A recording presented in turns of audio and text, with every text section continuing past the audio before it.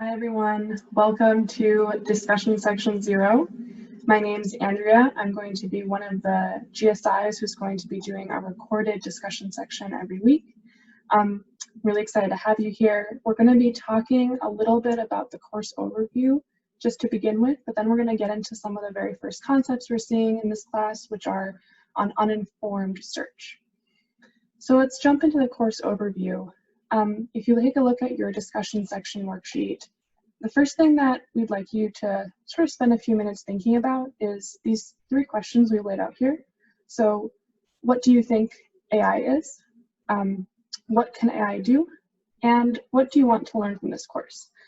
I particularly think that the last question is really important to reflect on because it'll help you hone in on which parts of the course make you most excited and which ones do you feel most motivated to use beyond the class. Now, during the course, there's going to be 2 types of discussion sections that you can attend. There's going to be a regular discussion section and an exam prep discussion section. The main difference is that the regular discussion section, which is what we're doing now, is going to be a review of the lecture material and general exercises to help you with concept understanding. These discussion section questions are going to be quite similar to the things you might see in homeworks. Exam prep, on the other hand, is going to specifically help you gear up and do well on the 188 exams. 188 exams are notoriously difficult, but they're the main form of evaluation that we have for you. So the exam prep sessions should help you showcase some of these examples that you might see, or styles of questions you might see on the actual exam, and help you prepare for these kind of more challenging questions. Overall, there are 5 main grading components and then 1 additional one that I added here that you're going to be evaluated on during 188. You can find all this information on the course website, but I'm just going to recap really quickly here. So we have the programming assignments, which are 25% of the grade. One thing to note is in the programming assignments, you have 5 slip days, but you can only use 2 max per project. Then there's electronic homeworks and written homework assignments, each respectively 10%, and they each also have 1 drop that you can use in case something goes wrong and you can't figure out these homeworks on time. There's also a midterm, which will happen on Thursday, 10/15, and a final exam that'll happen in December on the 16th. Finally, there's also 1 more additional % that you can earn for your grade, which is through participation. And there's 3 different forms of participation that we're going to let you guys engage with, and we're going to combine all of those and then figure out your participation score from that. And these 3 forms are lecture, piazza, and section. So don't worry if you can't attend one of these. So for example, if you can't attend a live section, you can't get these points. There's still opportunities to get points online through, for example, interacting with piazza. All right, let's actually get into the meat of our discussion section. So today we're going to be talking about search algorithms and specifically uninformed search.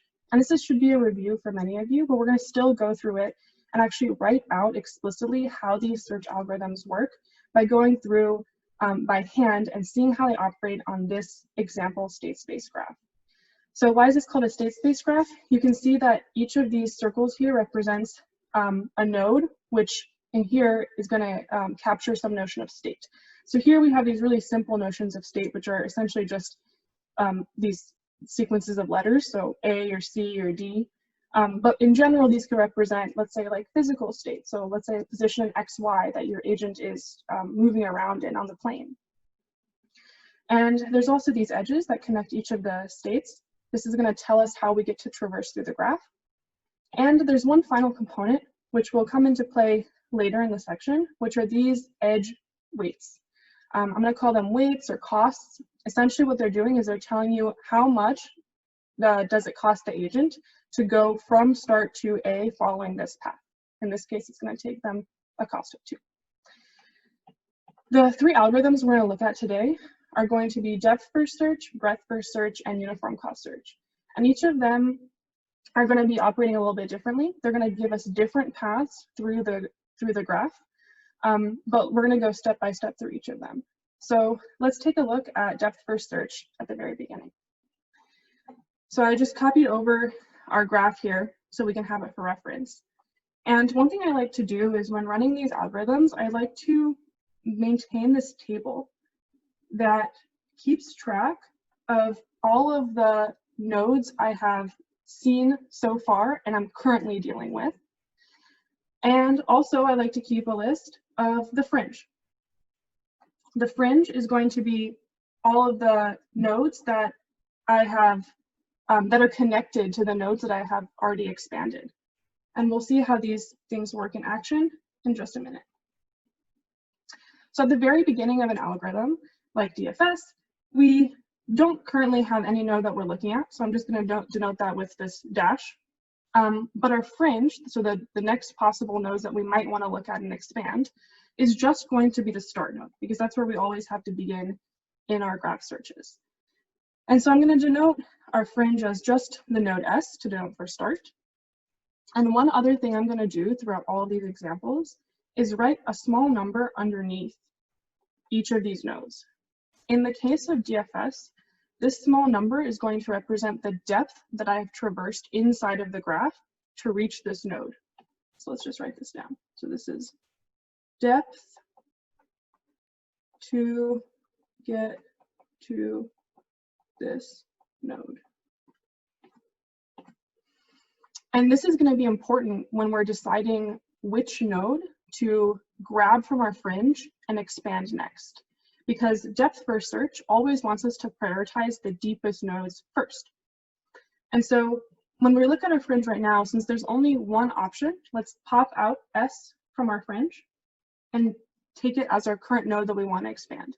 Now, what does it mean for us to expand this node? It means for us to look through each of these arrows in the graph and figure out what next adjoining nodes connect to our current node. So in this case, S is connected to A, B, and D. And underneath each of these, I'm going to write down again the depth. So in this case, it took us one step deep into the graph to get to all of these nodes. And so I'm going to write down the number 1 underneath each of them. Okay, now we see this fringe. And one way I like to think about all these algorithms in terms of what the fringe represents is a priority queue. The only difference between any of these 3 algorithms we're talking about is how the priority is implemented. So again, in depth first search, we want to prioritize nodes that are deeper. So in this case, we want to prioritize nodes that have a larger number down here. In this case, all 3 of our nodes have the same priority. They all are of depth 1. And we were told in our problem statement that to resolve these kind of issues, we choose the node that is higher up in alphabetical order. So in this case, we're going to choose A. We're going to pop it off our fringe. So let's copy over the old values in our fringe, which was B and D. And now we're at A. So we have to, again, expand our current node A. This is going to lead us down to the node C. And we're going to add C to our fringe. And now, how many steps did it take us to get to C through A from the start? Well, it took us 2 steps. So we're at a depth of 2 for C. Okay, depth first search. It's going to look at the fringe again. It's going to say, well, I want to prioritize the node with the deepest depth. In this case, that's C. So let's pop C off the fringe. Let's copy over our 2 old values. And now we're going to expand C. So C is connected to D and to the goal. So we're going to put another copy of D on our fringe, and we're also going to put the goal on our fringe. But now when we write down the depth values of each of these, this copy of D that we just added, we had to get to this copy of D by going through C. And to get to C, it took us 2 steps. So to get to this copy of D, it's going to take us a depth of 3. Similarly, to get to the goal, it's also going to take us 3 steps. Now, you might be tempted to think, oh, look, the goal has popped up in my fringe. Maybe I'm done with my algorithm. But that's not the case for any of these algorithms. The condition or the stopping criteria for terminating any of these search algorithms is you have to remove G from your fringe and expand it. So put it onto the left-hand side of this table. So in this case, we've only added the goal to our fringe, but we haven't actually pulled it out and said it's time to evaluate G. So we can't stop. Okay, let's think about what DFS is going to do again. It's going to look at those depth values, those priority values that are listed here, it's going to notice that D and G both have a depth of 3, which is the highest depth value we see.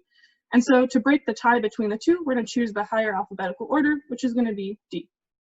I'm going to pop D off of our fringe. Let's copy over the old values again. And now we're at the node D, and we want to expand D again.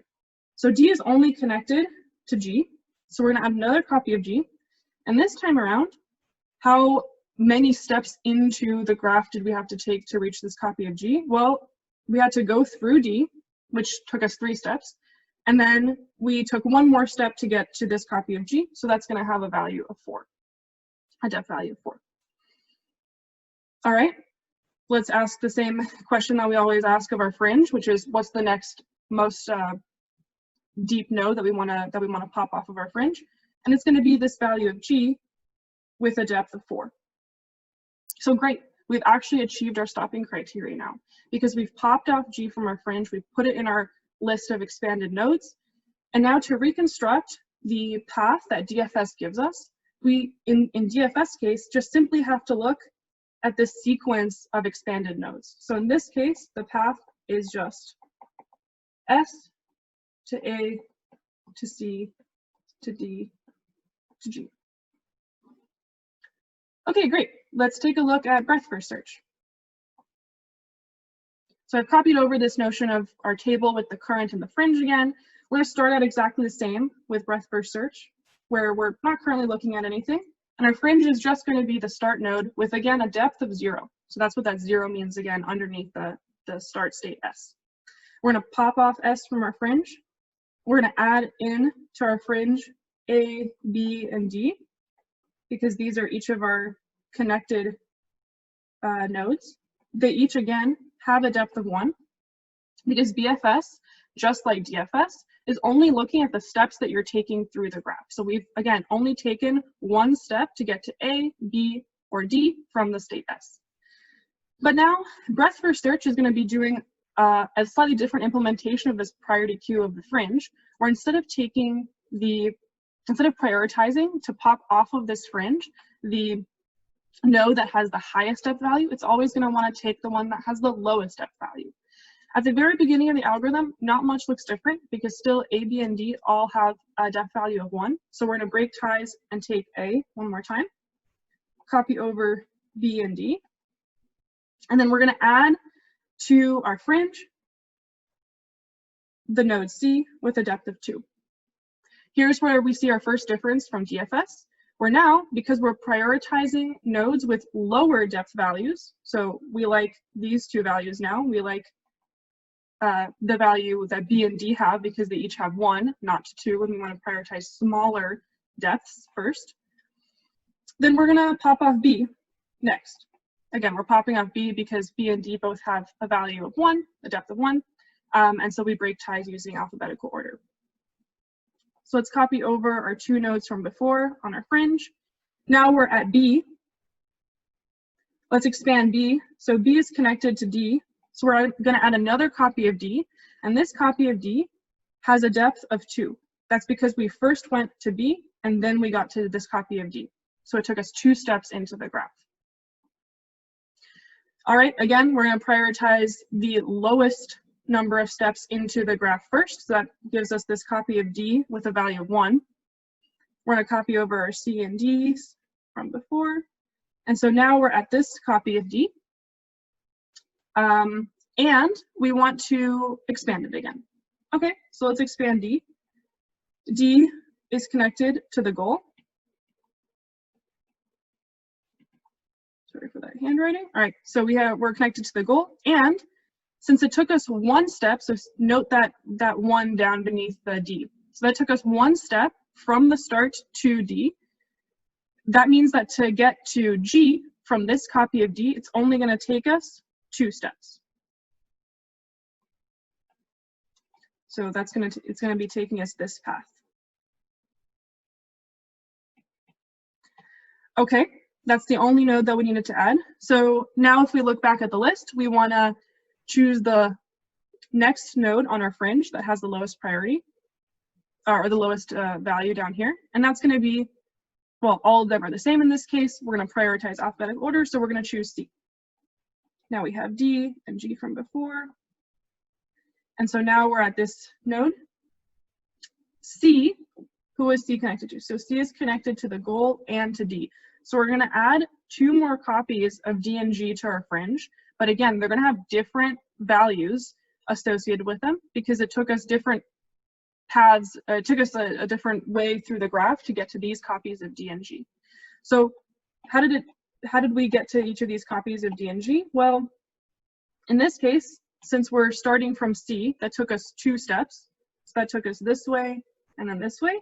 Then to get to these copies of D and G, it will take us 3 steps into the graph.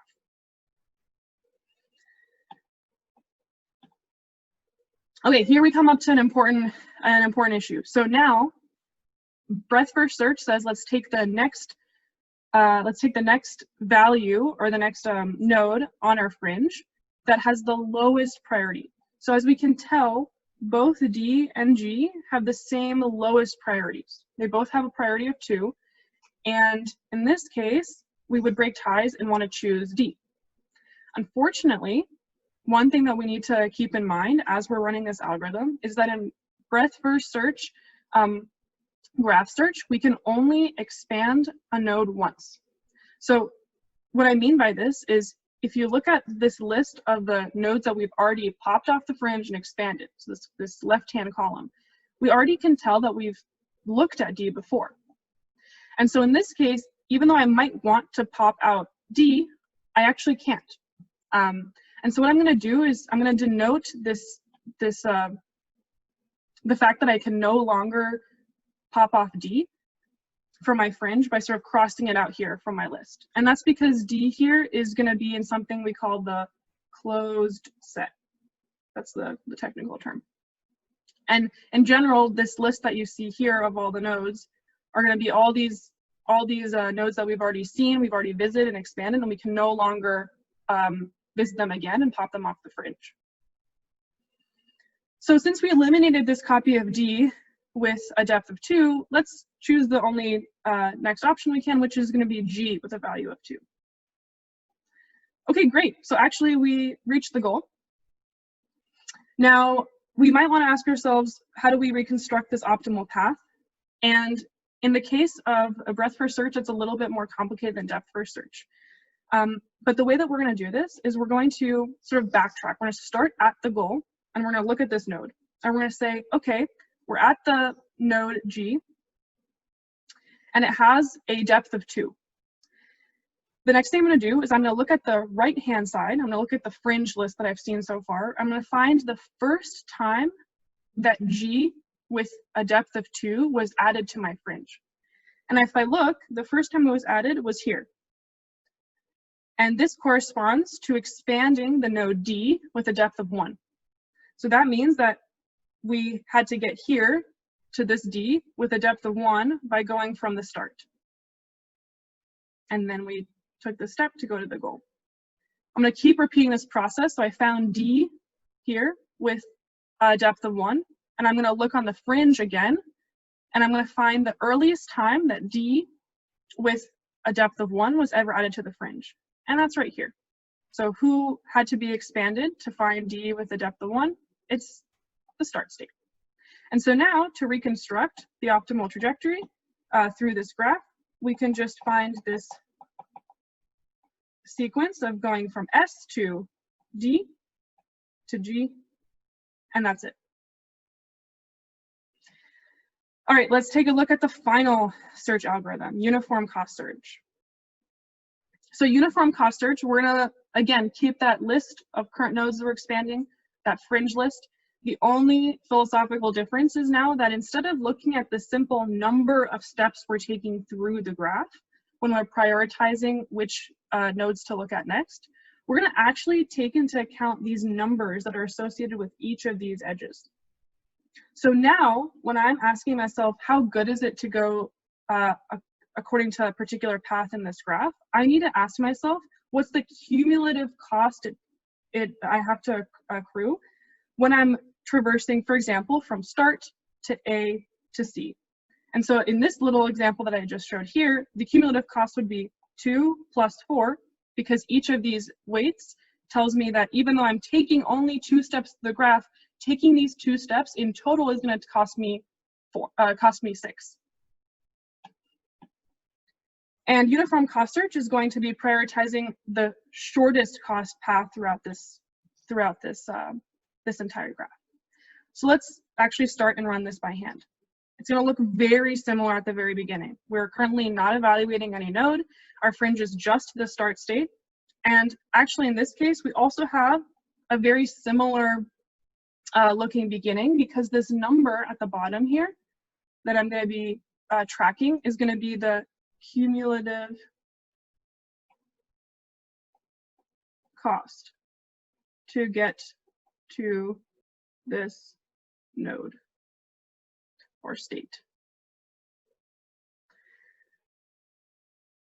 So to get to the start node, it costs us 0 because we have to begin there. We haven't done anything so far. And so we're just going to pop out S from our fringe, and we're going to add in A, B, and D again, because these are all of the neighbors of S. But now, when we associate a value to each of these nodes, we're going to choose a different number than we did in breadth first search or in depth first search. So in this case, what we're going to do is we're going to say, oh, well, we can tell that to go from start to A, it costs us 2. So 0 plus 2 is going to just be 2. To get to B, it's going to cost us 3. So 0 plus 3 is just going to be 3. And to get to D, it's going to be costing us 5. Uniform cost wants to minimize the overall cost it takes to move through the graph. So in this case, when we look at our priority queue or our fringe here on the right-hand side, we want to prioritize smaller values. So in this case, we want to prioritize taking A out of the priority queue because it has the smallest cost. So let's take A with a value of 2. Let's copy over B and D. And let's expand A. So A is connected to C. And now when we're looking at this graph, we want to ask ourselves, what's the cumulative cost that it took us to get to C from A? So it cost us a value of 2 to get from the start to A. That's what's being encoded here. And it's going to cost us an additional 4 to get to C from A. So what we're going to do is we're going to add 4 plus 2, and that's going to give us a cost of 6 for C. Uniform cost search wants to minimize, so let's choose B as the smallest cost so far. We have D and C that we're going to copy over from before. So now we're here at this node B. We're going to expand, and we see that we're going to add another copy of D, but this time this copy of D is going to have a different number. How are we going to get this number? We're going to take the number that's been tracked with this particular copy of B. So far it's cost us 3 to get to B. And we're going to add to this number the cost that it takes us to go from B to D. And so in total, we'll get a cost of 7 to get to this copy of D. All right, let's pop off D, since that's the next lowest cost that we have so far in our fringe. Copy over our 2 old values. So now we're at D. Who is D connected to? So D is connected to G. We're going to add G here. We're going to add this cost of 5 to the already existing cost of 5 to get to D. And that's going to give us a copy of the goal with a cost of 10. All right, next node is going to be C with a cost of 6. Let's copy over D with a cost of 7, G with a cost of 10. And now, all right, now we're at this copy here. We're at C with a cost of 6. And so we're connected to the goal and to the D. So we're now going to write down 2 more copies, so D and G, but with different potential costs. So to get to this copy of D through C, it's cost us so far 6 to get to C, and it's going to cost us an additional 1 to get to this version of D. So it's going to cost us 7 here, and it's going to cost us an additional 2 to get to G. So it's going to be 6, 7, 8 to get to the goal. We are once more in a position where we have 2 nodes here which have the identical cost. And actually, one other thing that we need to remember is that we've already expanded D. So if we look at that list of nodes that we've already evaluated, expanded, and looked at, we've already seen D, so we actually can't anymore pop off D from our fringe. So I'm going to once again denote that as this strike through to say these are not available for us to expand anymore because we can only expand every node once. So that means that now we have to decide between G with a value of 10 or G with a value of 8. We want to minimize costs, so we're going to choose G with a value of 8. And so great, we've actually popped G off of the fringe, expanded it. So we've found our termination criteria for uniform cost search. To reconstruct the optimal path, we're going to do a very similar thing to what we did in breadth first search, where we're going to retrace our steps starting from the goal all the way until we reach the start. So we here are going to start with the goal with a value of 8. And we're going to ask ourselves, what's the first time that we ever added G with a value of 8 to our fringe? Well, it was here when we expanded C with a value of 6. What's the first time we ever added C with a value of 6 to our fringe? Well, it was here. That was when we expanded A with a value of 2. And what's the first time we ever added A with a value of 2 to our fringe? It was when we expanded the start node. And so if we construct that together to find our optimal path, we're going to get S to A to C to G. And that's that. Thanks.